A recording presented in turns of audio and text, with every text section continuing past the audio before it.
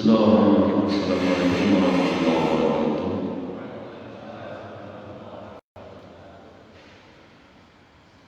Alhamdulillahirabbil alamin. Wassalatu wassalamu ala asyrofil anbiya'i wal mursalin sayyidina Muhammadin wa ala alihi wa sahbihi wa man ittabi'ahu bi ihsanin ila yaumiddin, amma ba'd. Qala Allah Ta'ala a'udzu billahi minasyaitonir rajim. Subhanaka la ilma lana illa ma 'allamtana innaka antal alimul hakim. Wa qala aidan fi ayatin ukhra ya ayyuhalladzina amanu kunu ansarallah kama qala Isa ibn Maryam lil hawariyyin man ansari ila Allah qala al hawariyuna nahnu ansarullah. Waqala Nabi sallallahu alaihi wasallam talabul ilmi faridatun ala kulli muslimin wa muslimatin. Waqala aidan utlubul ilma minal mahdi ilal lahdi atau kama qala Rasulullah sallallahu alaihi wasallam. Maksudnya ketua DKM beserta segenap pengurus yang Allah muliakan, dan mau salat subuh yang Allah sangat-sangat cintai dan Allah rahmat. Mohon izin pada pagi ini saya menyampaikan topik tentang 4 karakteristik khusus aswaja atau ahli sunnah wal jamaah. Sebagaimana kita tahu, dalam sejarah Islam ada 7 aliran di dalam urusan akidah. Yang pertama ada aliran namanya Khawarij, adalah kelompok atau jamaah atau aliran yang memisahkan diri dari kekhalifahan yang sah, yaitu Khalifah Imam Ali. Mereka sangat tidak berkenan atas keputusannya Imam Ali berdamai dengan Muawiyah. Kalau hanya keluar, Khawarij artinya kharaja, keluar, mungkin tidak masalah. Tapi ketika keluar memisahkan dirinya, ngambeknya luar biasa. Seraya mereka mengatakan la hukma illallah, tidak ada hukum kecuali hukum Allah. Kenapa Imam Ali mau berdamai dengan Muawiyah bin Abi Sufyan? Padahal harusnya diperangi sampai habis. Jadi Imam Ali tidak menggunakan hukum Quran, sambil ngambek, sambil marah, sambil keluar memisahkan diri. Lalu mereka mengatakan kalau begitu Imam Ali tidak menggunakan hukum Quran dan dia kafir. Nah, ini yang jadi masalah di situnya, akidahnya, mengkafirkan sesama orang Islam.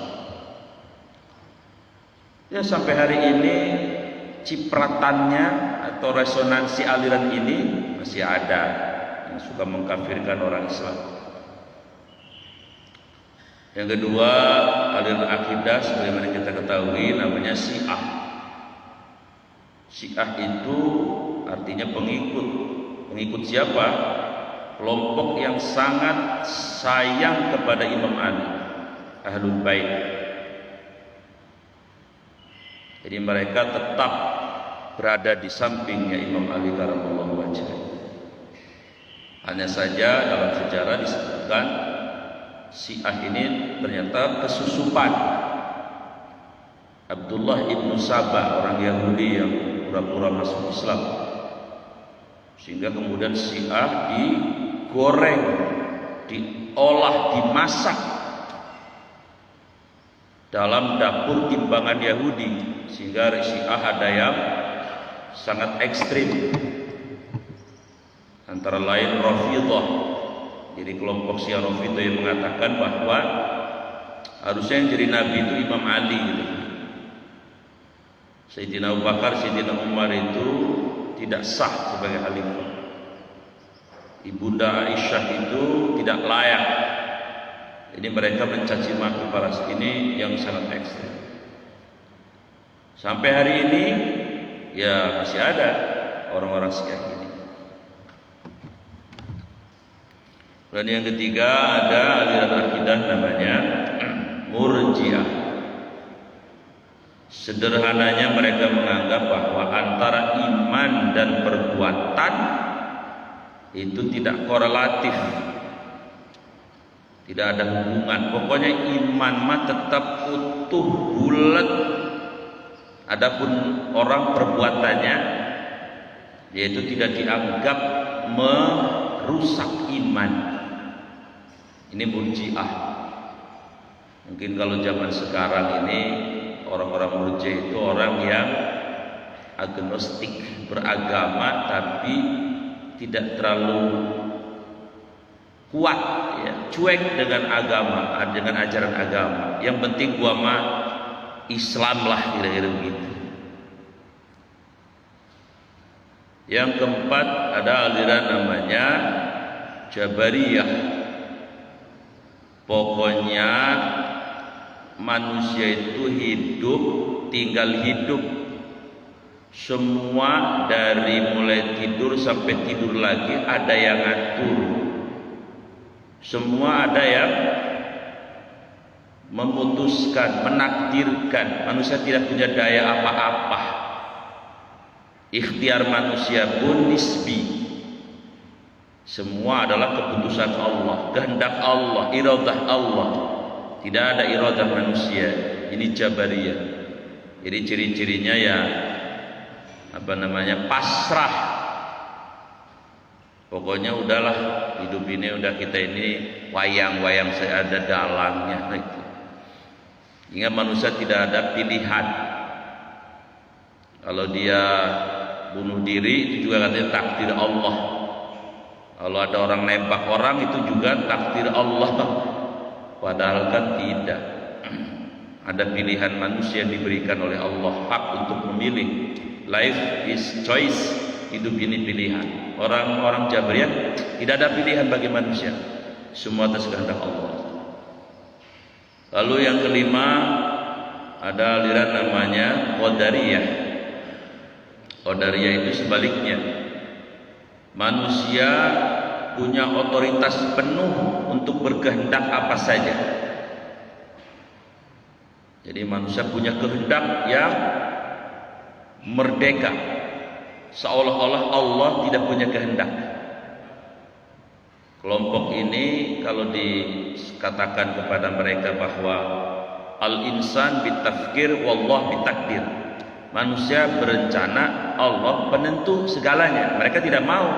Manusia perencana, manusia juga penentu. Kira-kira seperti itu. Lalu ada lagi aliran yang pernah ada dalam sejarah Islam namanya Mu'tazilah. Aliran rasional yang serba harus masuk akal. Nek orang masuk akal rak percaya. Yang ke ada 7, yang ke-6 dan yang ke-7, yang terakhir namanya Asy'ariyah dan Maturidiyah, atau lebih dikenal dengan Aswajah, Ahlus Sunnah wal Jamaah. Ciri-cirinya itu yang suka melafalkan sifat wajib 20. Allah wujud kidam baqa mukhalafatun lil hawadisi qiyamuhu binafsihi wahdaniyat qudrat iradat ilmu hayat sama basar kalam qadiran muridan aliman hayyan sami'an basiran mutakaliman Ada man-mannya Pak Jaman. Kan apal nggak? Apal dong. Ada man-mannya Pak Jaman. Nah, yang saya sampaikan, yang ingin saya bahas adalah apa ciri khas dari Ahlus Sunnah wal Jamaah, itu yang harus kita paham. Tapi sebelum ke situ, aliran Asy'ariyah Maturidiyah yang disebut dengan Ahlus Sunnah wal Jamaah untuk konteks kekinian itu punya 10 ciri. Maksudnya kalau 10 ciri ada, ya Ahlus Sunnah wal Jamaah lah gitu. Apa itu 10 ciri?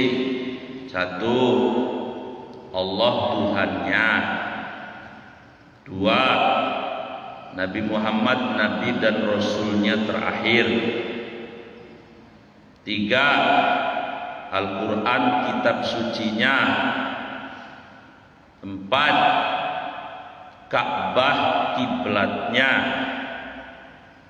5, rukun Islamnya. 5, 6, rukun imannya. 6, 7, menerima ijma para ulama. 8, menerima qiyas atau hukum qiyas. 9, memuliakan seluruh sahabat-sahabat Nabi. 10, menghormati atau memuliakan para ulama yang beristihad, apalagi ulama yang beristihad, khususnya Imam Hanafi, Imam Malik, Imam Syafi'i, dan Imam Ahmad bin Hanbal, dan semua ulama yang alim dan soleh dihormati dan dimuliakan. Jadi bukan ulama kelompoknya saja. Kan ada suka kayak gitu ya jamaah. Kalau ulama kelompoknya saja dihormati luar biasa, apapun yang tapi kalau ulama yang lain, itu bukan Ahli Sunnah wal Jamaah yang kayak gitu. Jadi kalau 10 ini cirinya ada, maka dia Ahlus Sunnah wal Jamaah. Maka saya menyimpulkan semua yang ada di Indonesia yang muktabar, yang dikenal sebagai ormas, itu Ahli Sunnah wal Jamaah. NU Ahli Sunnah wal Jamaah, Muhammadiyah Ahli Sunnah wal Jamaah. Ada 10 cirinya kok. Persis Ahli Sunnah wal Jamaah, Al-Wasliyah Ahli Sunnah wal Jamaah, Matla'ul Anwar Ahli Sunnah wal Jamaah, Perti Persatuan Tarbiyah Ahli Sunnah wal Jamaah, Jamaah Tabligh Ahli Sunnah wal Jamaah, Salafi Ahli Sunnah wal Jamaah. Cuman Salafi kekurangannya suka membid'ah-bid'ahkan orang, itu saja sih. Kemudian nanti kalau sudah suka membid'ahkan, takutnya nanti ujub, bangga diri, itu juga bahaya. Itu amal kita bisa terhapus. Kemudian FPI Ahli Sunnah wal Jamaah. Yang bukan Ahli Sunnah wal Jamaah siapa Ustaz? Oh, banyak di Indonesia. Ibu Lia Eden bukan Ahli Sunnah wal Jamaah. Syiah yang ekstrim bukan Ahli Sunnah wal Jamaah. Tanda petik kenapa saya bilang ekstrim, karena ada Syiah yang sangat mirip betul dengan Ahli Sunnah wal Jamaah. Cuman mereka sangat memuliakan Imam Ali saja. Mereka tetap menghormati para sahabat dan sebagainya. Sama sholatnya sama dan sebagainya. Jadi yang bukan Ahli Sunnah wal Jamaah, Ibu Lia Eden, Ahmadiyah bukan Ahli Sunnah wal Jamaah. Syiah tadi yang disepakati sesat dan menyesatkan oleh para ulama bukan Ahli Sunnah wal Jamaah. Lalu kemudian yang Qiyadah Al-Islamiyah, ya, yang Pak Haji Musadeh, itu bukan Ahli Sunnah wal Jamaah. Atau aliran-aliran sempalan yang tidak di dalamnya ada 10 ciri itu. maka itu bukan ahli sunnah wal jamaah. Maka kalau sudah memahami ini, yang paling bijak dan yang paling elok adalah, kata orang Sunda mah, ulah gandeng-gandeng cicing baiknya Pak Jaman. Maksudnya jangan mengklaim saya nih paling ahli sunnah wal jamaah, saya yang paling ahli sunnah wal jamaah. Tidak usah kayak gitu, sebab malulah. Orang yang lain juga ada 10 cirinya ahli sunnah wal jamaah, nggak mengklaim seperti itu. Jamaah yang saya muliakan, lalu apa yang paling signifikan, ciri atau karakteristik ahli sunnah wal jamaah itu? Ini yang ingin saya sampaikan. Ada 4. Ada istilahnya 3T plus 1I. Ahli sunnah wal jamaah atau aswaja, cirinya yang pertama adalah tawasud. Dalam beragama tawasud. Apa tawasud? Wasato, tengah-tengah. Enggak ekstrim terlalu ke kanan, nanti jadi khawarij tadi, mengkafirkan sesama orang beriman. Terlalu kanan. Tidak juga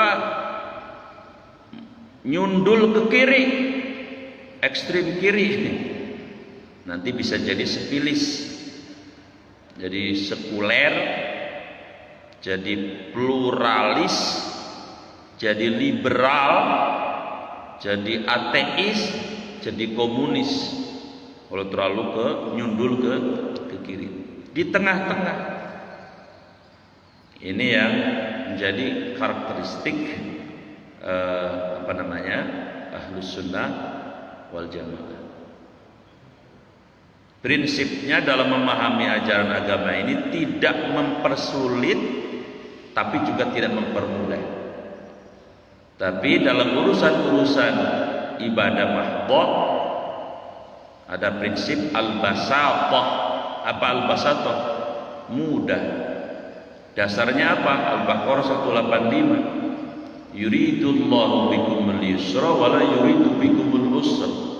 Allah menghendaki kalian menjalankan agama ini dengan mudah, dan Allah tidak menghendaki kalian menjalankan agama ini dengan susah atau sulit. Makanya saya sering mengistilahkan bahwa semua ibadah mahdhah itu dispensatif. Ada keringanan. Sholat kalau 90 km kita dalam perjalanan, asar dan zuhurnya boleh digabung satu waktu, bahkan boleh diringkas, asarnya 4, sholatnya cuma 2, namanya qashar. Zuhurnya juga cuma 2, kan enak Pak. Kita mau ke Semarang nih dari Pondok Jagung, berangkat pas zuhur, ya sudah jamak takdim, sholat zuhur 2 rakaat, lalu niat jamak sholat jamak dan qashar untuk asar. Jadi nanti kita sholatnya maghrib sama isya, isya digabung lagi, maghrib sama isya digabung, maghribnya 3, isyanya 2, kan enak. Kecuali subuh, lah subuh mah nggak bisa dikorting. Lah kalau subuh dikorting, dari 2 jadi berapa tadi? Jadi 1. Nah, kata malaikat, gua bingung nyatetnya, lu sholat apaan? Tetap 2 subuh mah. Jadi dispensatif nanti. Yang sehat, seger, buger, berdiri. Encoknya lagi kumat, sholat, duduk. Asam urat, encok, darah tinggi, apalagi itu. Pengapuran, udah berbaring aja. Asam urat, encok, pengapuran, darah tinggi, macam-macam. Rematik akut, ya sudah, sholatnya pakai isyarat tangan aja. Wah, udah parah banget Ustaz, udah pakai mata aja, kedipan mata Allah. Wah, udah hampir game point Ustadz, ya udah pakai isyarat. Ya, udah mati rasa Ustadz, sholatin udah dispensatif.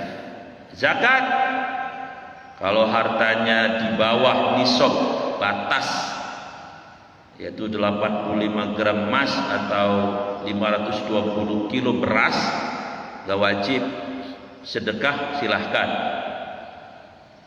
Haji tidak ada, harus semua berangkat ke tanah suci. Ayatnya yang dijadikan rujukan, walillahi 'alan nas hijjul baiti man istata'a. Wajibannya untuk yang mampu. Mampu apanya? Satu, fisiknya sehat. Dua, apa? Biayanya mampu. Ketiga, apa? Tidak ada gangguan dalam perjalanan. Empat, apa? Ada mahramnya.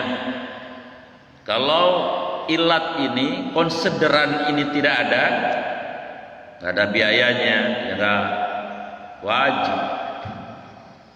Jadi semua dispensatif. Tapi ahli sunnah wal jamaah ada tadi, pemahaman agamanya ada di tengah. T yang pertama adalah apa tadi? Tawassul. Yang kedua, ahli sunnah wal jamaah punya ciri khas. T yang kedua, tasammuh. Apa tasammuh? Toleran, atau bahasa Indonesianya toleransi. Ustadz, apa sih pengertian toleransi yang sederhana? Sederhananya toleransi ini saya contohkan dengan minuman. Saya dengan Pak Jaman minum, umpamanya saya lagi namu sama Pak Jaman. Pak Jaman sukanya kopi, tapi saya sukanya teh. Saya bilang, Pak Jaman, ayo kita minum, sama-sama menikmati minuman Pak Haji kopi, saya teh. Lalu diminum tehnya Pak Haji kayak gini. Bismillahirrahmanirrahim. Menrada panas ini ya, dikit aja minumnya. Pak Jaman juga nyeruput kopi, seruput. Nikmat ya Ustaz? Iya Pak Haji, nikmat. Yang penting teh saya jangan dimasukkan ke kopinya Pak Jaman. Mungkin beliau gak suka teh. Kopi Pak Jaman jangan coba-coba dimasukin ke teh saya. Saya gak suka kopi. Tapi kita bisa menikmati barang-barang kopi, tidak mesti saling memasukkan teh dan kopi. Itu toleransi. Berarti maknanya apa? Lakum dinukum waliyadin. Anda keyakinannya itu monggo, saya tidak akan mengganggu, gak boleh mengganggu. Keyakinan saya begini, Anda pun tidak boleh mengganggu. Tapi silahkan Anda menikmati keyakinan Anda, kami menikmati keyakinan kami. Itu toleransi. Jadi toleransi itu adalah saling menghargai dan saling menghormati keyakinan masing-masing. Ustadz, tapi di YouTube itu ada, waduh, balaka ciprut, tahu balaka ciprut Pak? Campur aduk.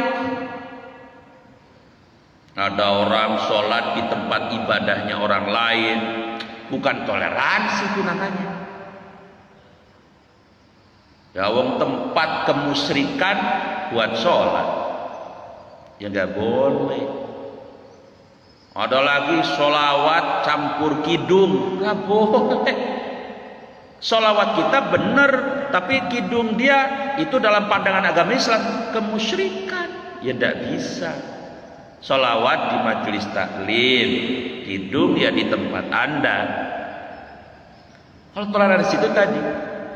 Nah, ciri khas ahli sunnah wal jamaah adalah tadi, sama-sama minum, yang satu kopi, yang satu teh, sama-sama menikmati, tapi tidak saling mengganggu. Itu disebut dengan toleransi. Jamaah yang dirahmati ya Allah, atau lebih jelasnya, dalam urusan sosial kemasyarakatan kita harus toleran. Tapi dalam urusan keimanan dan keyakinan, mohon maaf, ada lampu merah. Makanya para ulama memperbodenkan,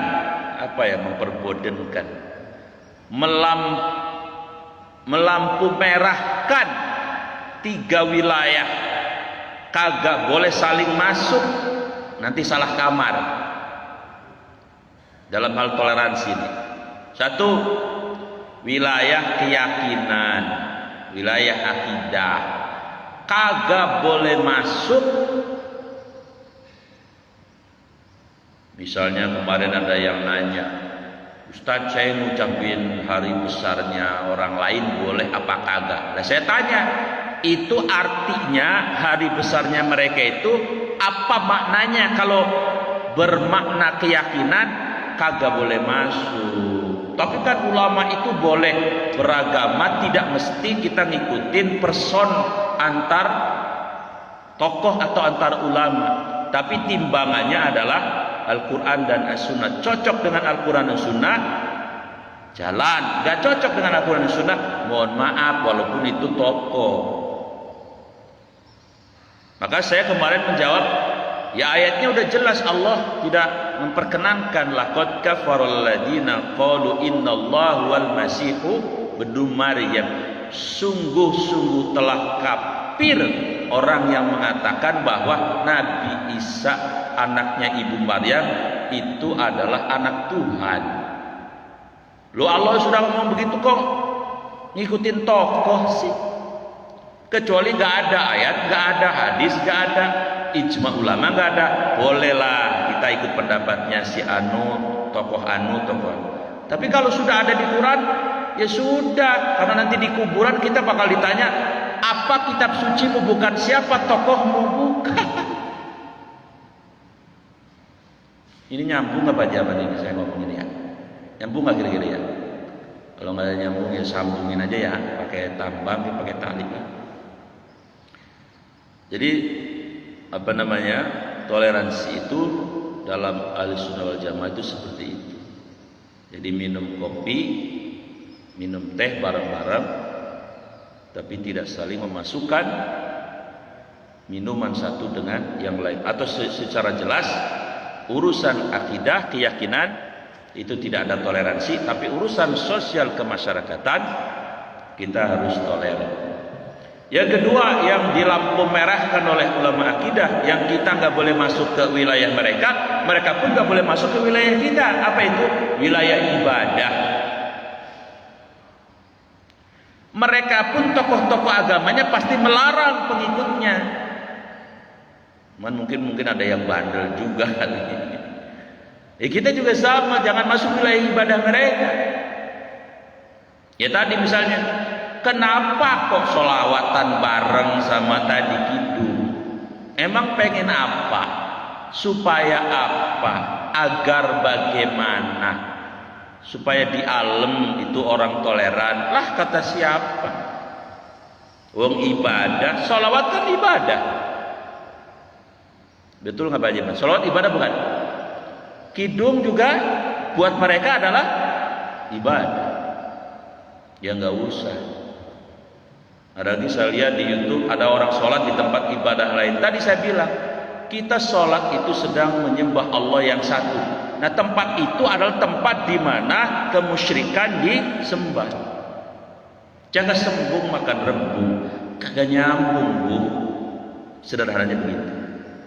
Ketiga, wilayah yang tidak boleh dimasuki atas nama toleransi adalah wilayah ritual upacara khusus. Ada kekhususan. Mereka nggak boleh masuk ke kita, kita pun jangan masuk ke mereka. Itulah toleransi, saling menghormati.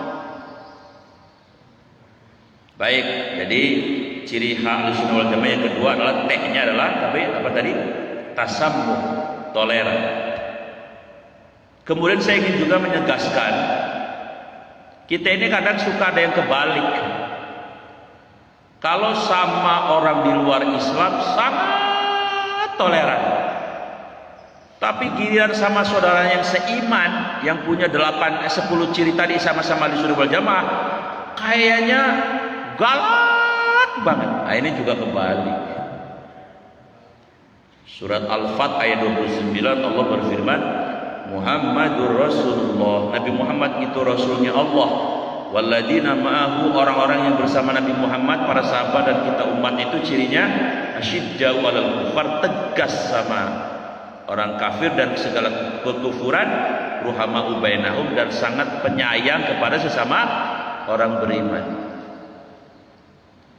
Makanya ketika ada yang nanya, Ustaz, itu tahun 2000 kan ada salah satu anggota ormas Islam menjaga gereja, terus bomnya meledak, mati dia, bagaimana itu? Ya sudah, itu kalau memang pemahaman Anda itu dianggap baik, ya saya hormati. Tapi saya berpendapat kalau doktrin dan jargonnya memusuhi syariat Islam, itu dalam pandangan saya matinya nggak baik. Atau tadi sangat toleran, sayang dengan non muslim, tapi sangat memusuhi sesama orang beriman, itu bukan perbuatan yang baik. T yang ketiga, ciri khas ahli sunnah wal jamaah. Tadi T pertamanya adalah tawasud, tengah-tengah. T yang keduanya apa tadi? Tasammuh, toleran. T yang ketiganya tawazun, keseimbangan. Ahli sunnah wal jamaah itu seimbang, tidak melulu ngurusin dunia saja. Kalau ngurusin dunia saja, itu orang nggak ngerti hidup. Karena Rasul sudah menegaskan, umur ummati baina sittin wa sab'in. Umur umatku itu antara 60-70. Makanya seumur-umur Pak Jaman, saya belum nyampe 60 ya. Kalau tetap ngurusin dunia saja, kapan mempersiapkan hidup yang abadi? Padahal hidup yang abadi, yang sebenarnya hidup, bukan di pondok jagung. Ini cuma mampir ngombe, mampir minum sebentar. Kenikmatan dunia itu setetes dibandingkan dengan kenikmatan akhirat yang seperti lautan. Makanya mohon maaf, kalau umur sudah 60, apalagi 70, 5 amal ini harus jadi amal harian yang diistiqomahkan. Satu apa? Memperbanyak permohonan ampun, banyak istighfar. Udah 60-70 banyakin istighfar. Wasari'u ila maghfiratin min rabbikum wa jannatin arduhas samawati wal ardh. Bersegeralah memohon ampunan Allah. Udah 60, udah 70. Dan kepada surga yang seluas langit dan bumi. Karena ketika sudah diampuni oleh Allah, ya insya Allah lempengannya surga yang seluas langit dan bumi tadi. Jadi kalau sudah 60-70 istighfarnya seuprit, nah, khawatir ciri-ciri rugi itu hidupnya. Yang kedua, harus yang sudah umur 60-70 ini, ya sebetulnya untuk semua umur, harus tetap membaca Al-Quran setiap hari. Kenapa? Sayakunu syafi'an liqari'ihi.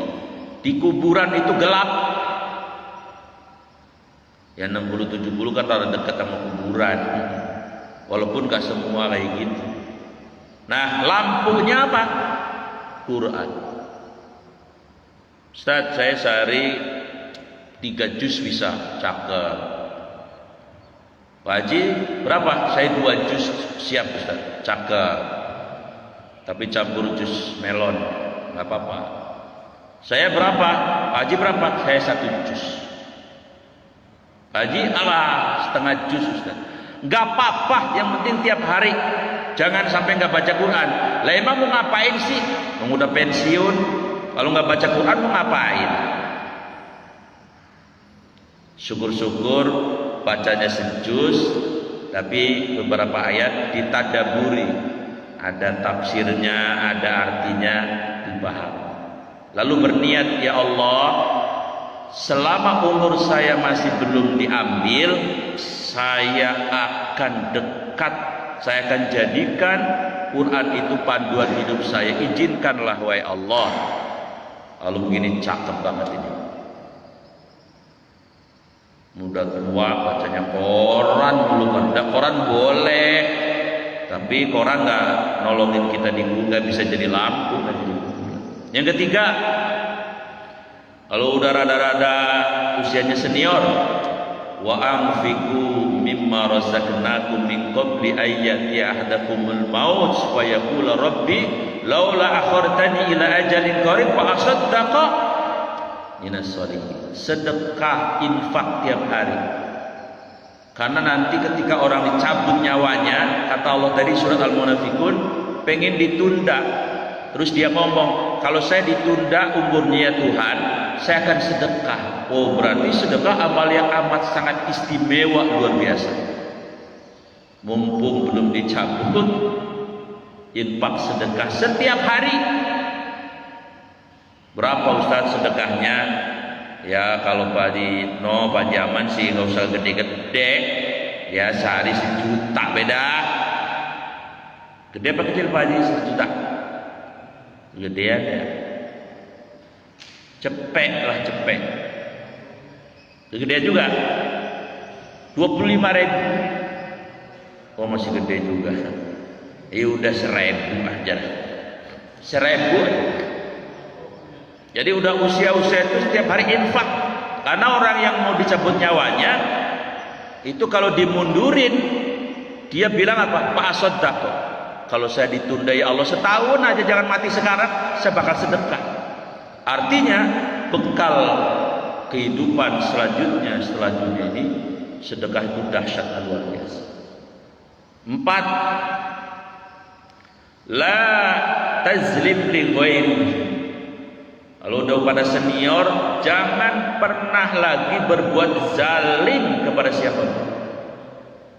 Sebab nanti dia melihat ada orang muflis, bawa amal banyak, bangkrut gara-gara zalim.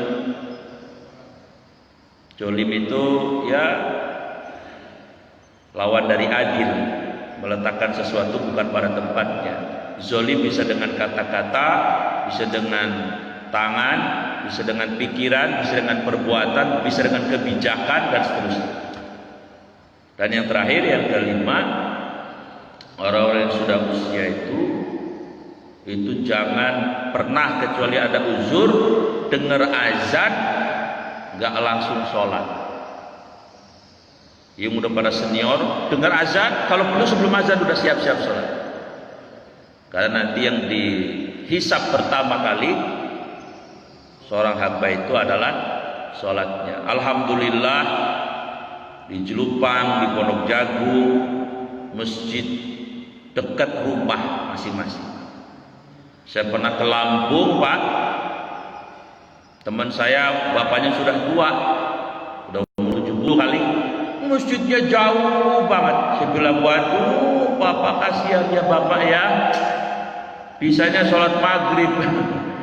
Karena kalau subuh gelap, mana jauh, nggak ada kendaraan, di jalan. Tuh orang mungkin kalau rumahnya di Eka Bakti ini, ya Allah, girangnya setengah mati kali. Dia pengen on time, pengen terus 5 waktu di masjid, tapi kendalanya tadi rumahnya jauh dari masjid. Ini 5 dah ya. Kalau 5 ini terus dikerjakan sampai akhir hayat, saya yakin husnul khotimah. Saya yakin. Baik, jadi kembali kepada materi inti tadi, ciri Ahlussunnah wal Jamaah adalah yang ketiga, tawazun. Apa tawazun? Seimbang. Dunia dipikirin, akhirat wal akhiratu khairu abqa wal akhiratu khairul laka minal ula. Akhirat amat sangat dipikirkan, apalagi yang sudah pada senior, maksudnya begitu. Tapi jangan lupa akan urusan dunia. Terakhir, ciri khusus ahli sunnah wal jamaah adalah iktidal, adil.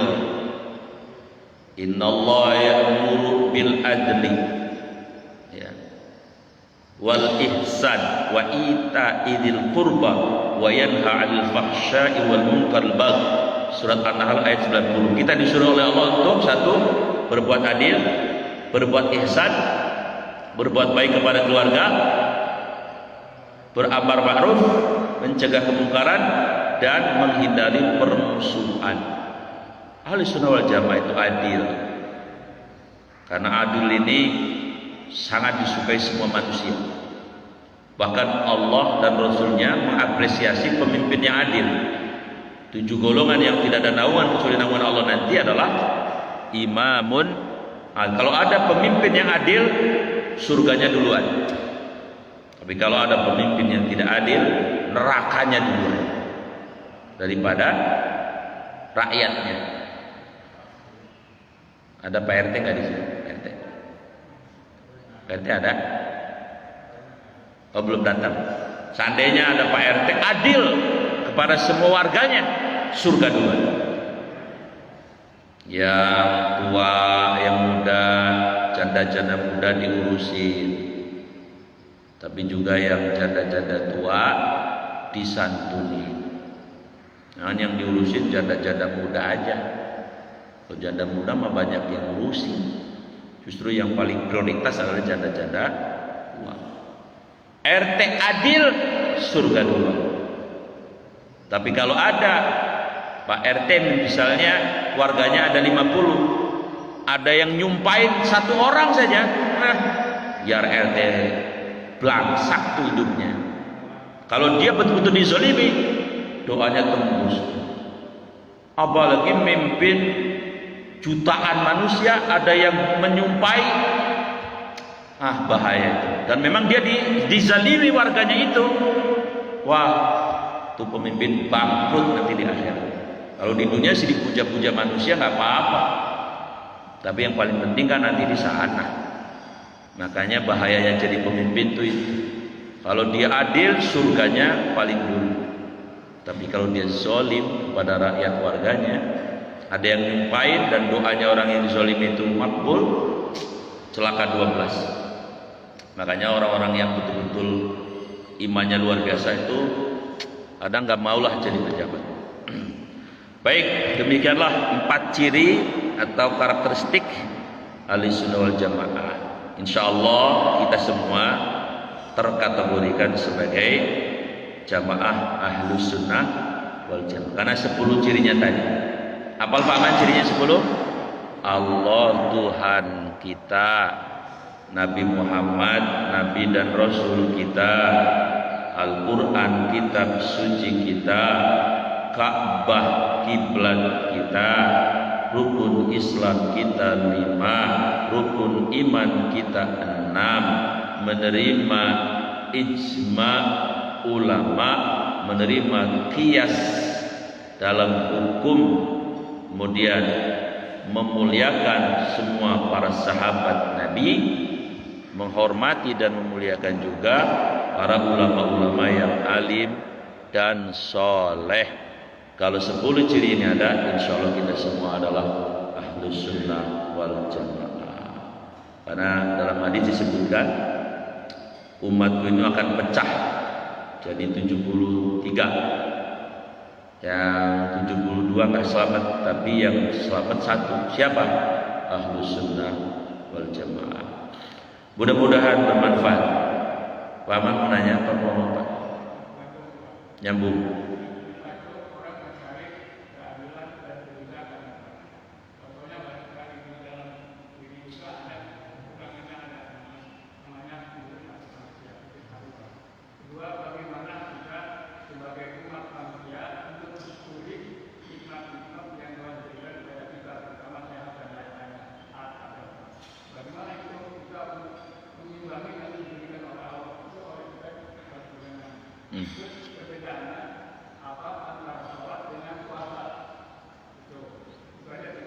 Ya, pertanyaannya 3 ya Pak Jaman.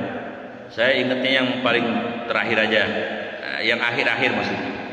Apa bedanya puasa dengan sholat? Secara bahasa beda. Sholat artinya doa. Maka sholat adalah amalan yang di dalamnya itu isinya adalah doa. Kemudian secara istilah sholat adalah amal perbuatan yang diawali dengan takbir, diakhiri dengan salat. Puasa bahasa agamanya saum. Saum maknanya al-habsu. Secara bahasa menahan diri. Secara istilah menahan diri dari yang membatalkannya, dari mulai fajar sampai datangnya waktu maghrib. Terus bagaimana cara yang kedua, dari pertanyaan kedua, bagaimana cara bersyukur atas kenikmatan karunia dari Allah? Rumusnya sederhana. Terima kasih.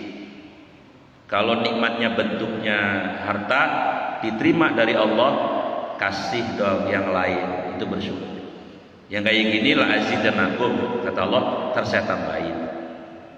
Syukurnya nikmat tubuh, 2 rakaat sholat duha, itu bersyukur atas 360 tulang persendian. Semua ibadah itu adalah wujud dari syukur.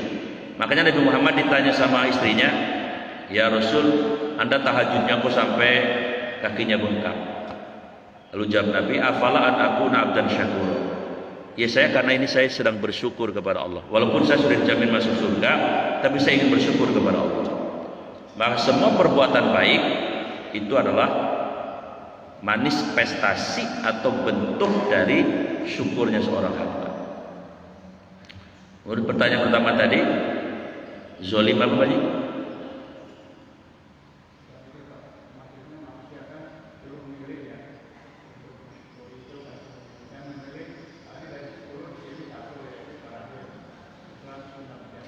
Ya.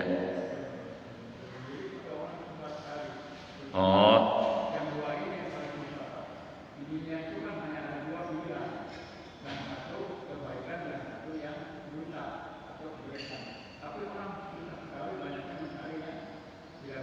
Oh, ya. Iya, di dunia ini pasti ada 2 pilihan ya.